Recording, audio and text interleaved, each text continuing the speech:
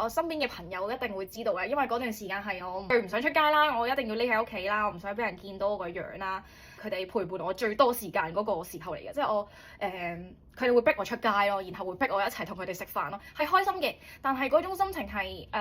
我笑完就冇嘅開心咯。其實而家講翻都，而家可以見到我真實嘅一面啦，係冇事噶啦，基本上係好翻晒啦。咁去印嘅精華其實我係好推介呢一隻嘅，因為我自己有個同事去介紹啦，呢一隻係千年印，同埋佢去得好快，真係好犀利，呢個要鼓掌。我就選擇咗去打麗珠蘭啦。我自己一直都好想試嘅，即係聽身邊嘅人講又好啊，或者佢賣廣告賣得好勁又好啊。咁我點解會去試？係因為我都想我皮膚會提升翻嘅。以前唔使補粉都出到街，其實你話痛唔痛呢？嗰種痛呢係大家都可以忍受到嘅痛嚟嘅，因為呢，我揀嗰一隻呢係黃金微針啦，可以見到個頭呢係咁樣嘅，一個正方形，然後入邊有好多細細嘅針啦，然後係金色嘅，咁佢就係 for 一啲比較偏向敏感肌嘅人啦，即係我啦，咁佢打到入去呢，金同銀呢個皮膚係冇咁容易敏感嘅，而且佢咁樣其實打一下呢，都已經基本上將你嘅精華打咗入去㗎，咁就唔使一支一支針咁樣水光針咁樣打呢，就會比較痛咯，嗰個真係要好大嘅勇氣咯，呢個真係要相信。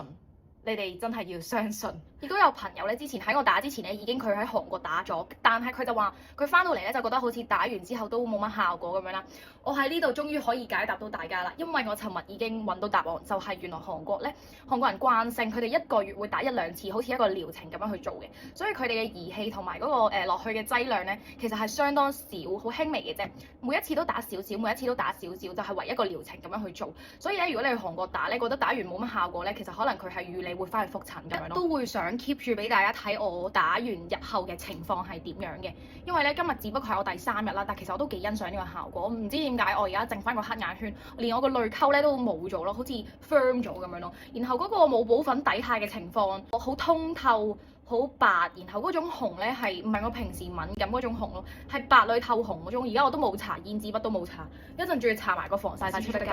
因為咧阿叔隻貓咧咬咗我一啖，佢太愛我啦，咬咗一啖。再有陽光嘅時候咧，我哋就可以直視我嘅皮膚。雖然好赤裸，但係我覺得大家可以參考下我嗰個皮膚狀況啦。而我今次咧係去 Secret White Beauty 度做傳說中嘅黑盒麗珠蘭嘅。